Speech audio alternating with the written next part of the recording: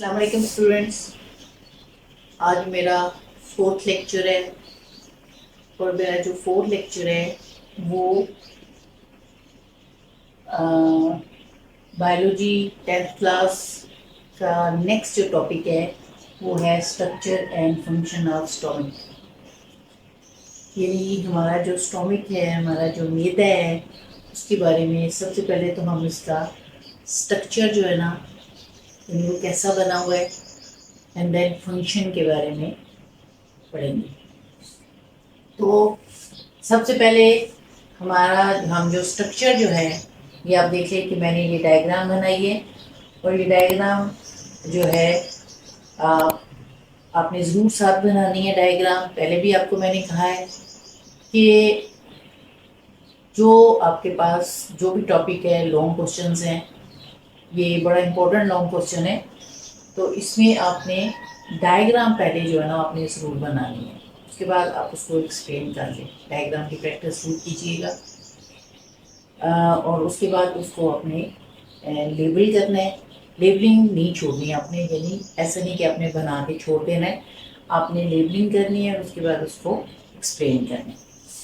तो ये है जो हम जब स्ट्रक्चर इसको पढ़ेंगे, इसका ये है जे शेप्ड। जे शेप यानी जो इंग्लिश का वर्ड है जे, ये उसकी शक्ल का होता है। ठीक है, आप ये देख लें कि ये बिल्कुल जे की शक्ल का हमारा स्टोमिक है। होता कहाँ पे है, उसकी लोकेशन कहाँ पे है? At the left side, left side पे बिलो द डायफ्राम, यानी आपके ये जो पोर्शन है हार्ट के बिल्कुल नज़दीक, राइट साइड पे डायफ्राम जो है उसके बिल्कुल नीचे जो है ना ये पाया जाता है। अब इसके जो है ना दो जो है ना वो एंड्स होते हैं। एक वो एंड यानी आफ्टर द एसोफेगस, एसोफेगस के बाद जो एंड है इसका, जहाँ से ये स्टार्टिंग होता है, उसे हम कहते हैं कार्डियक एंड। कार्डियक एंड क्यों कहा जाता है कि ये हार्ट के बिल्कुल नज़दीक होता है, इसलिए इस एंड को कार्डियक एंड कहा जाता है। इसके बाद नेक्स्ट जो है, जो पोर्शन है, जो स्टोमिक और स्मॉल इंटेस्टाइन के दरमियान जो पोर्शन जो है उसे हम कहते हैं पाइलोरिक एंड। यानी स्टोमिक के बाद स्मॉल इंटेस्टाइन शुरू होता है, वहाँ पे at the junction of small intestine and stomach, this and is called the pyloric and. और इसके बाद जो कार्डियक एंड है, इसके यहाँ पे at the junction of oesophagus and stomach there is a muscular ring. एक मसल का एक रिंग सा बना होता है, ये मसल्स रिंग्स है। ये चूंकि हमने कहा है मस्कुलर है, इसलिए ये कॉन्ट्रैक्ट होगा, रिलैक्स भी होगा। जब फूड जो है एसोफेगस से स्टोमिक में आ रहा है तो ये पहले तो ये ओपन होगा, फिर उसके बाद ये जब फूड गुजर जाता है तो ये रिलैक्स हो जाता है, और उसके बाद ये यानी दोबारा अपनी असली हालत में आ जाता है। यानी कॉन्ट्रैक्शन होती है, रिलैक्सेशन, जिसकी वजह से फूड, अब ये क्यों होता है, ये अल्लाह ताला ने इस रिंग को क्यों रखा हुआ है? To prevent the back flow of the food, वापस ना जाए फूड जो है यहाँ से वापस ऊपर एसोफेगस में ना जाए। फिर इसके बाद स्टोमिक और स्मॉल इंटेस्टाइन के जंक्शन पे भी एक मस्कुलर रिंग होता है, जिसे पाइलोरिक रिंग कहा जाता है, पाइलोरिक स्फिंक्टर कहा जाता है। यानी ये कार्डियक स्फिंक्टर है, ये पाइलोरिक स्फिंक्टर है, और इसका भी वही फंक्शन है कि to prevent the flow of food from small intestine to stomach. तो ये हमारे पास दोनों एंड के बारे में हमें पता चल गया, ये कार्डियक एंड है एंड स्फिंक्टर, पाइलोरिक एंड। उसके बाद नेक्स्ट आ जाता है हमारा टॉपिक, यहाँ तक हमारा स्ट्रक्चर इसका कंप्लीट हो। इसके ये स्टोमिक के वॉल के अंदर कुछ ग्लैंड्स भी हैं जो कि हम आगे पढ़ेंगे, कौन से ग्लैंड्स हैं, क्या स्क्रीट करते हैं वो। अब आ जाता है फंक्शन ऑफ स्टोमिक। तो यहाँ पे दो तरह के फंक्शंस होते हैं स्टोमिक के अंदर। एक तो है मैकेनिकल डाइजेशन। मैकेनिकल डाइजेशन वो डाइजेशन होते हैं जिसमें जब फूड स्टोमक के अंदर दाखिल होती है तो स्टोमक की जो वॉल्स हैं, क्योंकि मस्कुलर बनी हुई हैं, मसल से बनी होती हैं, तो वो कॉन्ट्रैक्ट एंड रिलैक्स होना शुरू हो जाती हैं, यानी उसमें कॉन्ट्रैक्शन एकदम आना शुरू हो जाती है। ये इतनी कॉन्ट्रैक्ट करती हैं कि जो फूड पार्टिकल्स होते हैं, यानी जो एसोफेगस से स्टोमक में फूड पार्टिकल्स आ रहे होते हैं, वो मजीद further break down into the smaller pieces, and this process is called the churning process. Churning process, churning, ये वो प्रोसेस है जिसमें फूड जो है वो ब्रेक डाउन होता है with the help of different gastric juices and mucus, and then उसके अलावा बहुत सारी चीज़ें मैं आपको बाद में कहा कौन कौन सी जो हैं जो कि इसमें डिफरेंट ग्लैंड्स हैं जो कि जूसेस सिक्रीट कर रहे हैं, गैस्ट्रिक जूस सिक्रीट कर रहे हैं। गैस्ट्रिक ग्लैंड्स होते हैं इसकी स्टोमक की वॉल्स के अंदर, तो वो गैस्ट्रिक जूसेस जो है ना वो सिक्रीट कर रहे हैं, वो भी साथ साथ मिक्सअप होते हैं। तो इस वक्त this is called the churning process, and during this churning process the heat is produced, heat निकलती है, और ये हीट जो है which break down the fats, fats को ब्रेक कर दी, यानी उसके पार्टिकल्स को, उसके मॉलिक्यूल्स को ब्रेक कर देते हैं डिफरेंट इनटू ड्रॉपलेट्स। नेक्स्ट जो है आ जाता है chemical digestion. This is a partial chemical digestion, not a complete. Chemical digestion में जैसे मैंने आपको पहले बताया कि गैस्ट्रिक ग्लैंड जो है which is present in the wall of the stomach. These gastric glands which secrete the juices, and these are called the gastric juice. These gastric juice which mix up with the food particles. And इस वक्त हम ये कहेंगे कि what is the composition of gastric juice? क्या composition है उसकी, चीज़ों से बना होता है गैस्ट्रिक जूस की, जिसकी वजह से फूड जो है वो मज़ीद पार्ट्स में कन्वर्ट हो जाता है, डिफरेंट पीसीज में कन्वर्ट हो जाता है, मज़ीद छोटे से छोटे जो है ना वो पार्टिकल्स बन जाते हैं। तो पहला है HCl, hydrochloric acid.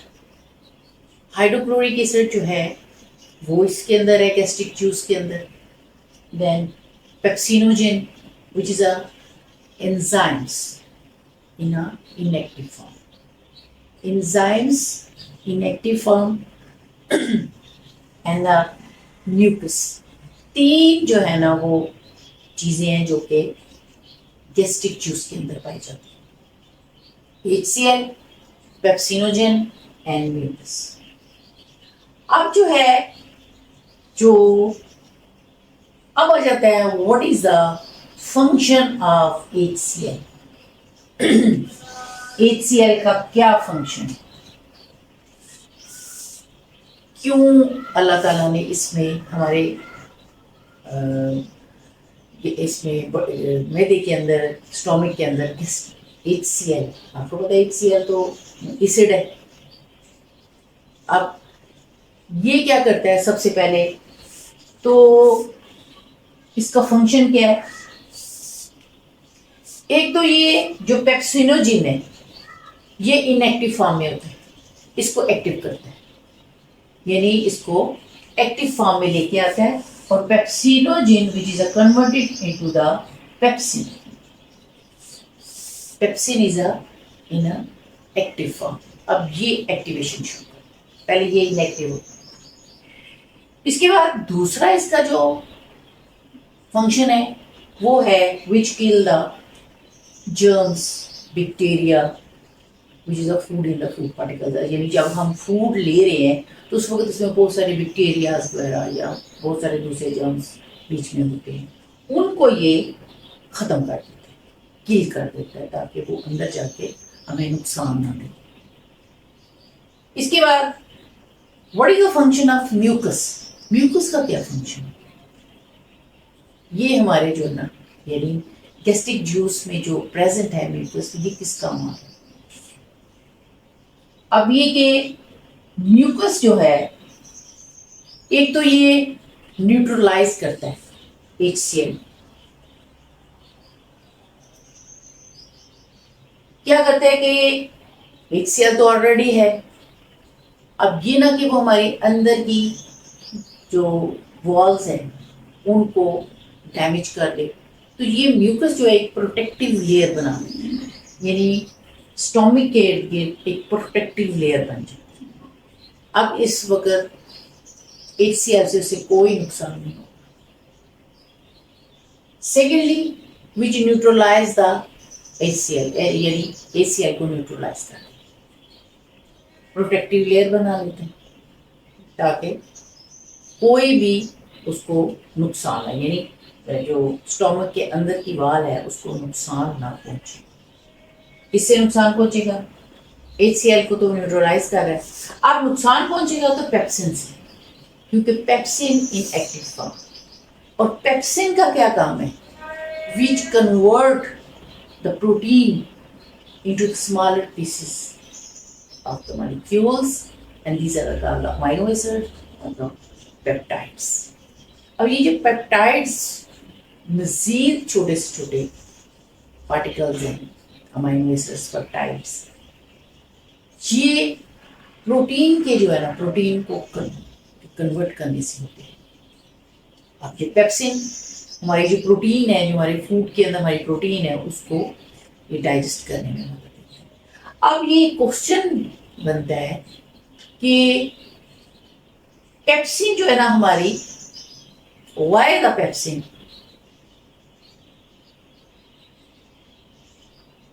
not activate on the wall of the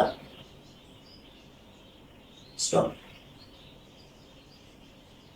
क्यों एक्टिवेट नहीं करते, यानी हमारी स्टोमिक की वाल भी जो है वो भी प्रोटीन की बनी होती है, तो वो उस पर एक्टिवेट क्यों नहीं होता, यानी उसको डाइजेस्ट क्यों नहीं करता। वजह ये होती है कि mucus which form a protective layer around the stomach, जिसकी वजह से ये पेप्सिन जो है ना उसको डाइजेस्ट नहीं कर सकता। तो ये हमारे आगे तीनों का जो फंक्शन है, ये तीनों क्या फंक्शन है। अब इस वक्त फूड जो है डाइजेस्टेड फॉर्म में आ चुका है, लेकिन अभी डाइजेशन कंप्लीट नहीं हुई, और अब आ जाता है, यानी ये सारा स्टोमक के अंदर, फिर स्मॉल इंटेस्टाइन में जाएगा। ये यहाँ तक स्टोमक के अंदर, स्टोमक में जब जो इस वक्त फूड है वो सूप लाइक लिक्विडी मटेरियल में कन्वर्ट हो चुका है, and this is called the chyme, soup like material, यानी थोड़ा सा थिक और गाढ़ा किस्म का जो लिक्विड है, लाइक द मिल्क शेक। तो ये चाइम जो है ये इस वक्त सूप लाइक लिक्विड में कन्वर्ट हो चुका है। देन यहाँ से फिर ये आगे स्मॉल इंटेस्टाइन में जाएगा and which pass through this pyloric and, यहाँ से पाइलोरिक एंड से ये स्मॉल इंटेस्टाइन में जाएगा और वहाँ पे फिर ये बाकी की इसकी डाइजेशन और एब्जॉर्प्शन कंप्लीट होगी। तो मुझे उम्मीद है कि आपको ये सारे प्रोसेस की समझ आ गई होगी और आप मुझे इसके बारे में अगर कुछ पूछना है तो मुझसे आप ज़रूर मुझे कमेंट्स में बताइएगा कि कौन सा पॉइंट जो है ना वो आपको समझ नहीं आया, या आप डायग्राम में कोई प्रॉब्लम है, या कोई ऐसा पॉइंट है जो कि मैं समझा नहीं सकती। मेरी कोशिश यही है कि मैं आपको थॉरोली सारा कुछ समझाऊँ ताकि आपको अच्छी तरह समझ आ जाए। तो मुझे उम्मीद है कि आज का लेक्चर आपको समझ आ गया।